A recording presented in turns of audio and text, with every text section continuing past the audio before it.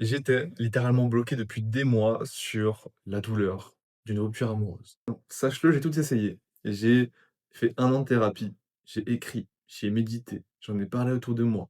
J'ai j'ai fait des vidéos, j'ai fait je tout ce que je pouvais faire pour guérir d'une rupture amoureuse, je l'ai fait, hein, et j'ai vraiment hyper bien guéri. Sauf qu'en vrai, à moitié, tu vois? Il y avait un truc au fond de moi, je sentais que ça bougeait pas. Et ça me bloquait, en fait, dans les interactions avec les gens. C'était surtout avec les femmes, tu vois? J'avais du mal, en fait, à redevenir un humain normal, tu vois? Et finalement, je j'ai abandonné le projet.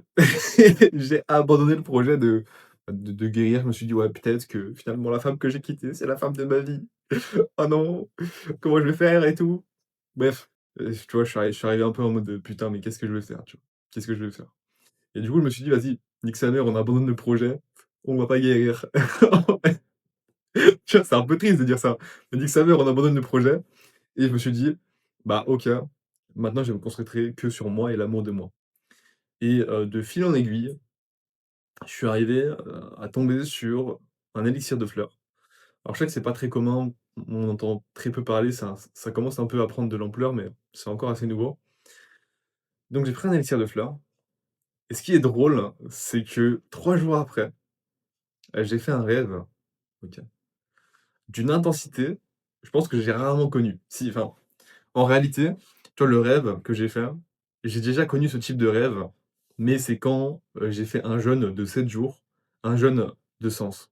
Le jeûne de sens, tu vois, c'est un peu le jeûne du moine, c'est-à-dire que je buvais que de l'eau avec du sel, de l'eau chaude avec du sel, pas de communication, bouche fermée, tu parles pas. Moi, je faisais du sport, mais en gros, il y avait pas de consommation. Un jeûne de sens, c'est il y a pas de consommation, c'est tu es un peu une plante verte, en vrai. C'est tu médites. Tu es tout seul, en fait, tu es tout seul, tu vois? C'est pour faire remonter un peu la merde, OK? Et le seul moment où est-ce que j'ai vécu un rêve de cette intensité, c'est quand j'ai fait une méditation de 3 heures durant ce jeûne et que j'ai eu plein de rêves de ouf, tu vois? Et donc là, je suis en train de me dire: «OK, je connais cette intensité de rêve, mais qu'est-ce qu'elle fout là? Qu'est-ce qu'elle fout là?» tu vois? Et du coup, heu, parce qu'on m'avait pas prévenu, hein. On m'avait pas prévenu que les élixirs de fleurs, toi, je me suis renseigné un peu, floraux, pardon, les élixirs floraux. On m'a pas dit, tu vois? J'ai pas assez creusé avant de voir qu'en fait, bah, il pouvait se passer des dingueries comme ça, tu vois? On m'a vendu la chose un peu comme un accompagnateur très doux. OK. Oui, un élixir de fleurs, c'est la thérapie la plus douce du monde. Tu prends tes gouttes, tu prends ton truc et ça va travailler sur tes émotions et tout. Non, non, non, non. Ce que j'ai vécu du coup, ça s'appelle c'est un healing crisis ou un ass kicker. OK. En gros, ça s'appelle un peu comme ça dans le jargon. Il y a pas de nom précis à ce qui m'est arrivé, mais en gros, l'élixir déclenche un rêve pendant la nuit. C'est pas pendant le jour, hein, c'est vraiment pendant la nuit. Pendant la nuit, tu vas dormir, ça déclenche un rêve et tout ce que tu as essayé de traiter consciemment tous ces mois, toutes ces années, il vient tout enculer. Dans le sens où il vient te mettre un coup de pied au cul, d'où le nom ass kicker. Genre littéralement, tu fais un rêve de zinzin. Tu fais un rêve qui est vraiment très réel, hein. Par contre, le rêve que tu fais, il est il est absolument hyper réel, hein. Alors oui, il y a des trucs chelous, c'est un rêve, tu vois? Mais dans l'immersion, dans l'intensité émotionnelle du rêve, tu as l'impression d'y être. OK, c'est exceptionnellement terrifiant. Je me suis réveillé, sache-le, hein, je me suis réveillé, je savais pas ce que j'allais faire. J'étais terrifié, j'étais horrifié. Je pense que même ce mot-là est trop minime, OK? Parce que j'étais pas au courant qu'un élixir de fleurs, ça pouvait faire ça. Ce qui a déclenché ce rêve, c'est pas de la volonté, c'est pas moi, OK? C'est pas, le fait d'avoir compris quelque chose sur mon traumatisme que non, non, non. L'élixir, au bout de 3 jours, est venu, tout nettoyer, ce que je n'ai pas réussi à nettoyer consciemment depuis bientôt, 2 ans. Maintenant, je sais que ça sonne un peu ça sonne un peu bizarre. Peut-être tu es un peu sceptique, tu te dis: «Finalement, qu'est-ce qu'il me raconte ce gros bullshit man là?» et voilà, c'est un peu les promesses, du dev perso, que tout le monde te vend, tu vois? En mode, «Ah, tu vois, j'ai découvert un truc qui a changé ma vie et tout», tu vois? Tu vois? C'est un peu ce truc-là, tu vois? Et sauf que là, ce que je suis en train de te raconter, c'est pas une méthode qu'on m'a vendue, hein. Je suis pas en train de te raconter, l'histoire de quelqu'un d'autre, je suis en train de te raconter ce qui vient de m'arriver, tu vois? Heu et c'est là que je veux que tu restes avec moi accroché, OK? Je suis pas en train de te bullshit. Je suis pas en train de te dire que, il faut lâcher la thérapie basique, qu'il faut arrêter de se faire coacher, qu'il faut arrêter la psychothérapie. Non, non, non, c'est pas ça que je dis, hein. Moi là, je suis pas en train de te en fait, déjà, sache que je suis rien en train de te vendre. OK? Je suis juste en train de te partager mon expérience et parce qu'en fait, ça m'a tellement bouleversé, c'est tellement hard que je me devais faire une vidéo, tu vois? Actuellement, tu vois, bon, faut quand même un peu remettre le contexte. Moi, je suis en train de me former pour devenir, conseiller agréé en fleurs de bac. Enfin bref, de manière générale, je suis en train de me former pour devenir praticien en élixir de fleurs. OK. Donc ce milieu, tu vois, je commence un peu à le connaître, voilà, j'apprends, je lis des livres et tout ça, je fais des formations et tout ça. Mais ça n'empêche pas que j'ai rien à te vendre. OK, voilà, c'est mon domaine, je suis en train de me former, mais c'est OK. Je te partage mon expérience parce que, genre, c'est troublant quand même, tu vois? Il y a un autre truc qu'il faut que je te partage, c'est que dans ce milieu-là, dans les élixirs, floraux, on va te vendre, du coup, bah, comme je te disais, un l'élixir un peu comme, comment dire? Oui, un élixir de fleurs, tu vois, c'est un peu un accompagnateur tout doux, ça va vraiment t'accompagner, ça va t'épauler, t'inquiète pas mon chéri. Mes grosses couilles, va te faire foutre. On te vend l'élixir des fleurs comme un accompagnateur tout doux parce que, attends, je vais aller chercher. Non, mais il faut dire ce qui est. On te vend l'élixir de fleurs, donc ça là, comme un accompagnateur tout doux. Pourquoi? Pourquoi? Parce que c'est en pipette. C'est un peu comme un complément alimentaire, tu vois? C'est en pipette. C'est comme ça, tu prends quelques gouttes dans ta bouche tous les jours, puis après, tu prends ta brume comme ça, tu fais la princesse. Oh là là, waouh! Mais la vérité, c'est c'est pas doux, c'est absolument pas doux. On te ment, OK. Vraiment, je suis là pour le dire, hein, on te ment, OK.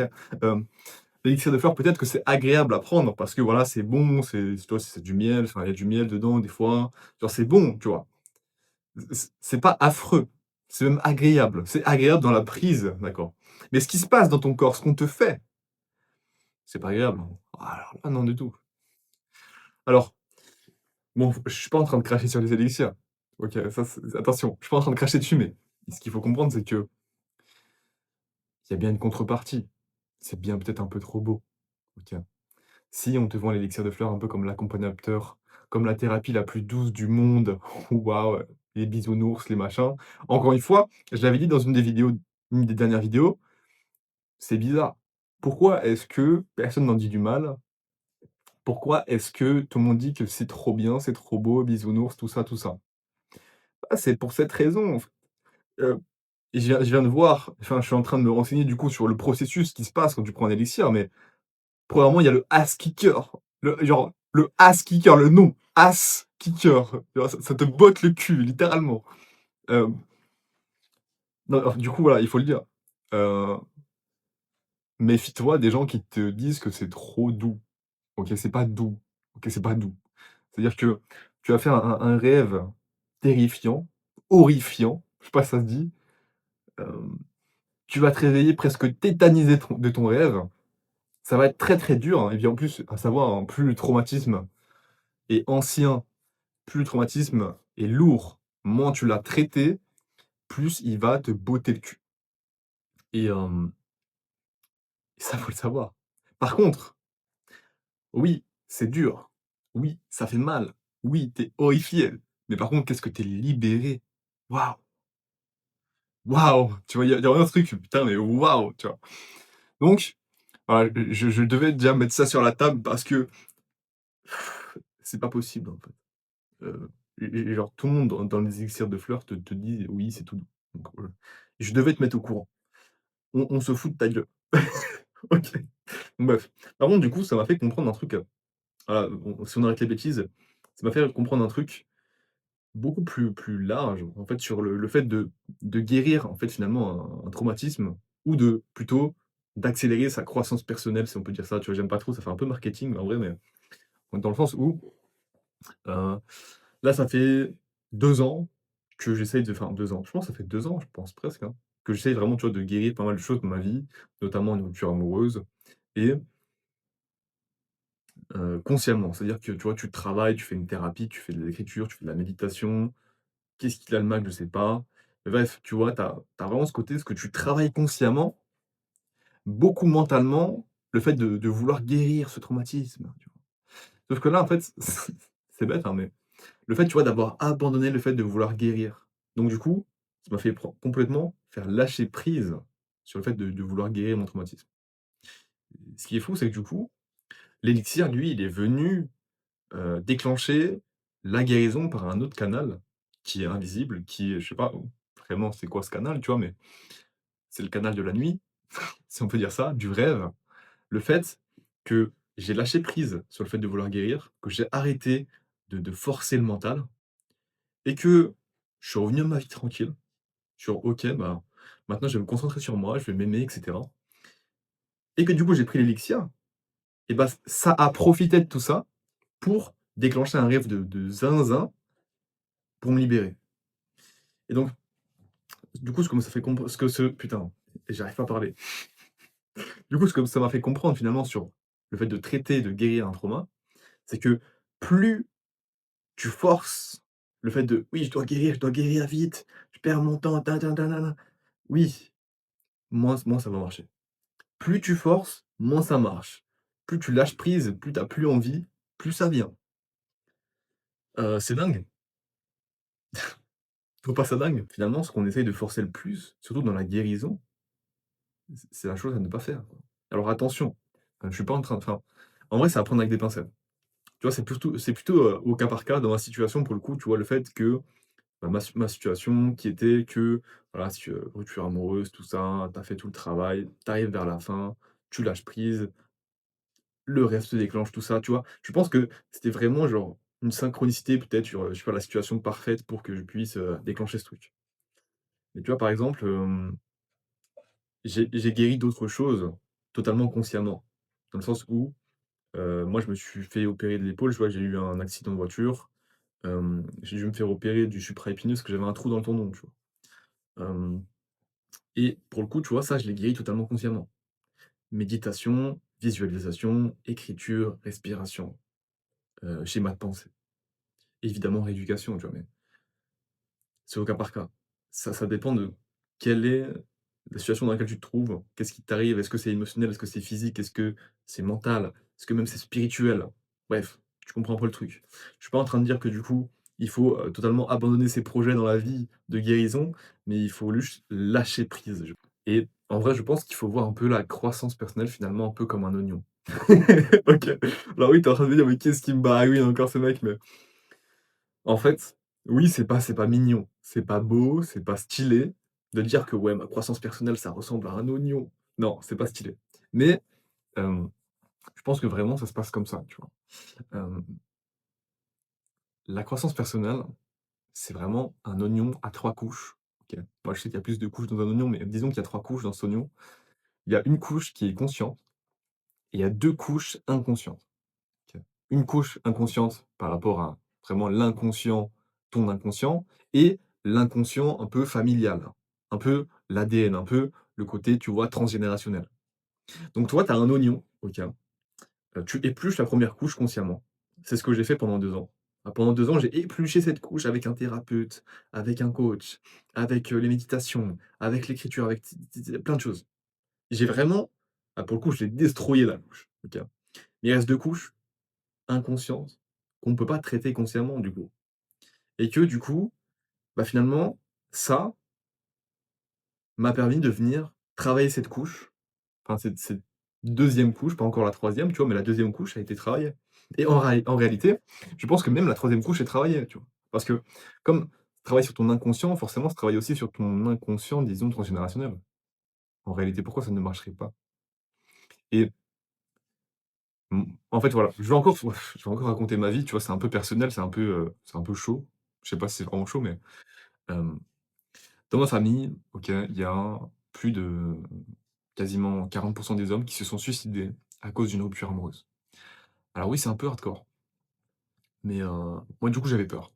Quand j'ai quitté, ma copine, je me suis dit: «Merde, est-ce que je vais mourir moi aussi ou pas?» tu vois? Et du coup, si je te dis ça, c'est pas pour me plaindre, c'est pas pour que tu dises: «Oh waouh!» non, ce que je veux que tu comprennes en te disant ça, c'est que finalement, tu vois, ben, un traumatisme que tu peux avoir dans ta vie aujourd'hui peut activer finalement une sorte de traumatisme transgénérationnel. Ça peut accentuer, ça peut le rappeler et du coup amplifier la douleur, tu vois? et je pense que du coup ça peut permettre de travailler. Donc la couche qu'on a vue, enfin la couche consciente, tu la travailles toi-même et du coup les 2 autres couches inconscientes travaillent aussi. Beaucoup de réflexion. Mais en vrai, c'est pas bête, hein, comme façon de penser. Je pense qu'il y a vraiment un lien et je pense que, bah, du coup, c'est pour ça que la croissance personnelle, le dev perso basique prend autant de temps. C'est parce qu'en fait, on comprend pas qu'il y a une couche consciente qu'on travaille, il y a 2 couches inconscientes qu'on ne peut pas travailler et qu'on peut travailler qu'avec, un thérapeute somatique, un thérapeute inconscient, sur l'inconscient pardon, enfin le subconscient du coup, ou les élixirs de fleurs, les plantes, tu vois? Les fleurs.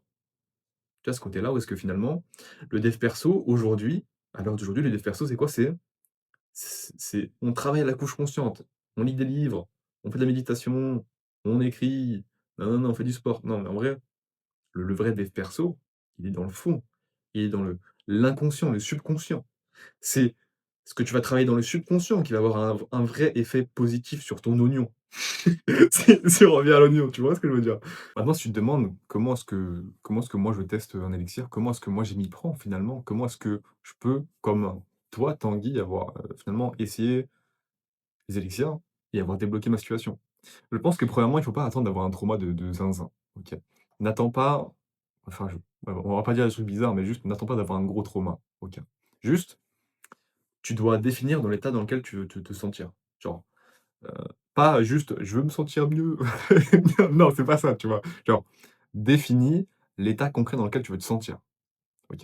Peut-être que c'est de l'amour, peut-être que c'est de l'abondance, peut-être que c'est de la confiance, peut-être que c'est plus de stress, peut-être que c'est plus d'anxiété et cetera et ensuite, ce que tu vas faire, c'est que tu vas identifier qu'est-ce qui, selon toi, bloque l'arrivée dans cet état émotionnel et ensuite, tu vas choisir tes élixirs par rapport à ça. Alors, pour revenir à ce que je disais dans une des vidéos, c'est que tu peux choisir, du coup, les élixirs, hem de manière totalement, comment dire? Intuitive. OK, donc tu fais un quiz d'élixir de fleurs et cetera. Ou alors tu peux aller voir un praticien. OK, tu vas voir un praticien, tu lui expliques du coup: «OK, moi je veux me sentir dans cet état, moi je pense que c'est ça qui me bloque» et lui il va t'aider du coup à choisir un élixir. OK. Hem, je pense que la meilleure chose que tu puisses faire du coup pour commencer les élixirs, c'est ça, hein, c'est d'identifier l'état émotionnel dans lequel tu veux te sentir. Qu'est-ce qui te bloque? OK, on prend un élixir, on teste pendant. Je pense qu'un élixir, selon la durée de ton traumatisme, enfin, s pas la durée de ton traumatisme, mais plutôt la lourdeur, à quel point c'est lourd, à quel point c'est dur, à quel point c'est profond, à quel point ça te fait mal finalement, bah, i genre moi, tu vois, je sais que par exemple, moi j'ai une très, très grosse, blessure par rapport à l'amour, de manière globale, hein, que ce soit par rapport à moi ou aux autres. Donc je sais que cet élixir-là, par exemple, je vais le prendre pendant 90 jours, minimum. Et je pense que si tu veux vraiment faire un gros travail profond sur ton trauma, vraiment profondément, prends un élixir pendant 90 jours. Après, tu peux prendre un élixir, hem, pour différentes raisons en réalité. Tu peux le prendre pour un gros traumatisme, pour juste une anxiété qui vient d'arriver, pour un état émotionnel qui vient d'arriver que tu n'arrives pas à gérer ou pour simplement mettre l'ambiance. C'est bête, hein, mais c'est genre, en fait, ça va dépendre au cas par cas de comment tu veux l'utiliser, mais moi, je pars du principe que si tu regardes cette vidéo, c'est que tu as eu un gros traumatisme, OK? Et que tu veux le traiter. Donc la meilleure manière de traiter ce gros traumatisme, c'est d'aller voir un praticien, en vrai. De ou alors de faire comme moi j'ai fait dans ma vidéo, de choisir à l'intuition, mais de savoir quand même profondément quel est ton traumatisme, il est lié à quoi. D'avoir fait peut-être une thérapie, peut-être te faire accompagner finalement et de comprendre. Et de là, du coup, faire un élixir, de choisir de l'utiliser pendant 90 jours. Pour t'expliquer comment ça fonctionne, c'est un peu le même principe que quand tu te prends un coup de poing dans la gueule, OK? Quand tu te prends un coup de poing dans la gueule, je sais pas si tu déjà fait des sports de combat ou si tu t'es déjà battu ou si tu déjà vu ça, tu vois? Mais tu te prends un gros coup de poing dans la gueule et c'est que 3 jours plus tard que tu as un gros cocard. Et ben, les élixirs de fleurs, ça fonctionne de la même manière. C'est-à-dire que pendant tu vas prendre l'élixir les premiers 2-3 jours, tu vas dire: «Mais qu'est-ce qui se passe? Il se passe rien, c'est de la merde, c'est du bullshit». Et là, d'un coup, 4e jour, tu as un cocard, rêve intense pendant la nuit. C'est le même principe, OK, pour que tu comprennes un peu, comment ça fonctionne. Donc maintenant attention, je suis pas en train de te promettre que tu vas vivre la même chose que moi, OK? Moi, je suis juste en train de te partager finalement mon expérience. C'est même pas forcément une leçon, hein. Je suis pas en train de faire une vidéo en mode: «Je suis un expert, oui, c'est moi qui va te donner toutes les leçons, c'est moi le plus fort, le meilleur dans ce monde». Non, non, non, c'est pas du tout ça. Moi, je suis en train de te partager mon expérience c'est pas prouvé scientifiquement. Rien n'est prouvé scientifiquement en plus avec les élixirs de fleurs. Si voilà, ça commence, tu vois, ça commence à arriver, mais en réalité, c'est pas très concret puisque c'est très, lié à l'invisible et aux vibrations, aux fréquences. Donc moi, ce que je te promets pas que tu as vu la même chose que moi. Ça se trouve, ça a pas marché pour toi, OK? Moi, je te dis juste: «OK, il s'est passé ça, banger et essaye et tu verras». C'est tout, tu vois? Et encore une fois, je suis pas en train de dire que il faut pas faire de thérapie, qu'il faut pas se faire accompagner, il faut pas prendre de médicaments si tu en as besoin, qu'il faut pas bon, après les médicaments, oui, c'est de la merde. Faut dire ce qui est, faut dire ce qui est, c'est de la merde. Mais si tu as besoin de te faire accompagner par exemple, un psychothérapeute, par je sais pas, peu importe. Si tu as vraiment besoin de te faire encadrer, de te faire accompagner, fais-le, OK? Moi, je suis pas en train de dire que les élixirs, ça remplace une thérapie. Absolument pas. Je pense que justement, ça peut amplifier les bénéfices de ta thérapie. Encore une fois, c'est à voir, au cas par cas. Donc bref, s'il y a une chose à retenir de cette vidéo, je pense que c'est de comprendre que plus tu vas forcer mentalement le fait de vouloir guérir un trauma, moins ça va marcher. Plus tu vas te détacher, plus tu vas lâcher prise et laisser, les élixirs prendre le relais finalement, plus ça va, fonctionner. Si quelque chose te bloque depuis, des mois, peut-être que la solution, c'est d'arrêter de forcer mentalement. C'est de lâcher prise et qui sait, d'essayer un élixir de fleurs. Sur ce, écoute, si tu as une grosse problématique, tu peux m'envoyer un message sur Instagram, OK? Dans la description, il y aura mon Instagram. Tu peux m'envoyer un commentaire, de savoir ce que tu penses de cette petite histoire finalement, de ce que je t'ai partagé et puis, si tu as une problématique, écoute, si tu as quelque chose que tu as envie de partager, les commentaires, c'est fait pour ça et je t'assure que ça me fait tellement plaisir d'y répondre. Bref, sur ce, je te souhaite beaucoup d'amour dans ta vie et je te dis, bah, à la prochaine.